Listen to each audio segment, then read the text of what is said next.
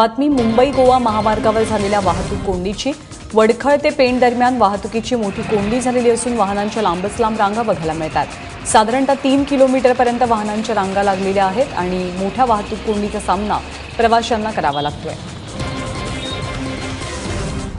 गड किल्ल्यांच्या संवर्धनासाठी विशेष निधी मंजूर करणाऱ्या शिवसेना भाजपच्या सरकारमध्ये किल्ले रायगडावर चक्क 8,825हून अधिक औषधी वनस्पती पाण्याअभावी नष्ट झाल्यात। जलसंधारण मंत्री राम शिंदे यांनीच ही माहिती दिली आहे। जुलै 2016 मध्ये जवळपास 16,000 औषधी वृक्षांची जलसंधारण योजनेअंतर्गत लागवड झाली होती।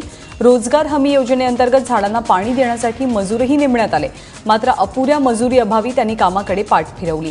यानंतर स्थानिक स्वयंसेवी संस्थांकडूनही मदत घेतली गेली, मात्र त्यांनीही सहकार्य न केल्यामुळे अखेर 9,000 झाडांनी माना टाकल्यात। इमारतीजवळ फेरफटका मारणाऱ्या महिलेच्या ओठाचा चावा घेऊन तुकडा पाडल्याची घटना मुंबईतल्या सायनमध्ये घडली आहे। या महिलेच्या ओठांवर हिंदुजा रुग्णालयात शस्त्रक्रिया करण्यात आली, मात्र हा नराधम फरार झालेला असून सायन पोलीस आणि क्राईम ब्रांचचे अधिकारी त्याचा शोध घेतात। पीडित महिला धुळवडीच्या दिवशी इमारतीच्या खाली फेरफटका मारत होती। यावेळी या विकृत तरुणाने महिलेचं चुंबन घेण्यास सुरुवात केली आणि ओठांचा जोरदार चावा घेतला आणि या चाव्यामुळे ओठांचा तुकडा खाली पडला आणि महिला बेशुद्ध पडली। हिंदुजा रुग्णालयातल्या उपचारांनंतर या महिलेनं ही माहिती दिली आहे। एकीकडे महाराष्ट्र केसरीच्या शर्यतीत असणाऱ्या जळगावच्या सुनील पाटीलला चोरीच्या गुन्ह्यात अटक करण्यात आली आहे। 2006 साली महाराष्ट्र केसरी स्पर्धेत सुनीलनं चांगली कामगिरी केली होती, पण याच कालावधीत कैलास नवघरे अट्टल चोराशी त्याची मैत्री झाली आणि त्याला चोरी करण्यात सुनील मदत करू लागला। सुनील पाटील याच्यावर महाराष्ट्रात अनेक ठिकाणी घरफोडीचे गुन्हे दाखल आहेत, तर सुरतमध्ये खुनाच्या आरोपातही तो तुरुंगात होता। तिथून पॅरोलवरती सुटल्यावरती जळगाव जिल्ह्यात झालेल्या काही घरफोड्यांमध्ये त्याचा हात असल्याचं समोर आलंय। पोलिसांच्या कारवाईत 7 लाखांचं सोनं जप्त झालेलं असून सुनील पाटीलला पोलिसांनी अटक केली आहे। गोव्यातील सत्ता स्थापनेत अपयश आल्यानंतर काँग्रेसवर चहूबाजूनी टीका सुरू आहे। काँग्रेसचे नेते दिग्विजय सिंग यांनी या टीकेला उत्तर दिलंय। आम्ही आमचा नेता 12 तारखेलाच निवडलेला होता, असं दिग्विजय सिंग यांनी म्हटलंय। दरम्यान गोव्यातील काँग्रेस आमदार विश्वजित राणे यांनी गोव्यातील सत्ता स्थापनेच्या अपयशाचं खापर दिग्विजय सिंग यांच्यावर फोडलेलं। मी विश्वजित राणेंना चांगलं ओळखतो, अशा माणसाबद्दल काय बोलणार, असं दिग्विजय सिंग यांनी म्हटलंय। ऐसा है, विश्वजीत राणे जी को जितना आप नहीं जानते उतना मैं जानता हूं। जो व्यक्ति कल सुबह 10 बजे विप पर साइन करता है और 12 बजे बाहर चला जाता है, उसकी मनस्थिति के बारे में क्या कहेंगे? नीटच्या परीक्षेसाठी विभागनिहाय केंद्र उभारली जाणार असल्याची माहिती सूत्रांकडून मिळते। केंद्रीय मनुष्यबळ विकास मंत्रालयाकडून लवकरच या संदर्भातली घोषणा होण्याची शक्यता आहे। केंद्राच्या निर्णयामुळे महाराष्ट्रातल्या मेडिकलच्या विद्यार्थ्यांना मोठा दिलासा मिळू शकेल, कारण नीटच्या परीक्षेसाठी राज्यात मर्यादित केंद्रांचीच घोषणा करण्यात आली होती। त्यामुळे विद्यार्थ्यांना परीक्षा केंद्र गाठण्यासाठी मोठा खटाटोप करावा लागणार होता, मात्र विभागातच परीक्षा केंद्र उपलब्ध झाल्यानंतर विद्यार्थ्यांची मोठी सोय होऊ शकेल। राज्य आणि केंद्रशासित प्रदेश वस्तू आणि सेवा कर कायद्याला जीएसटी परिषदेकडून हिरवा कंदील मिळालाय। त्यामुळे 1 जुलैपासून या कायद्याची अंमलबजावणी होण्याची शक्यता आहे।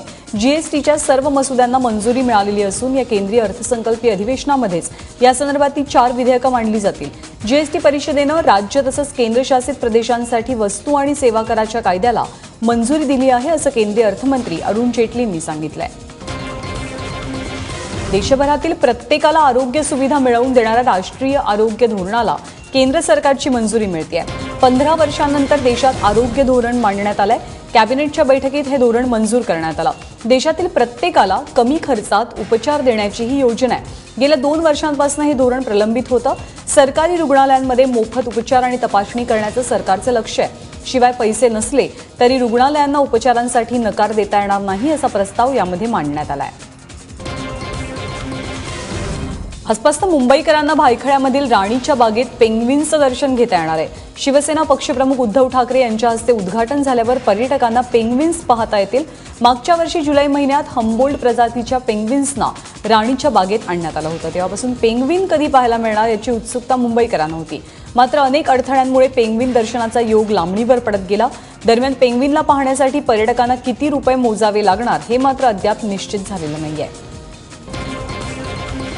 बॉलिवूडचा खिलाडी अर्थात अक्षय कुमारनं पुन्हा एकदा समाजासमोर मोठा आदर्श ठेवलाय.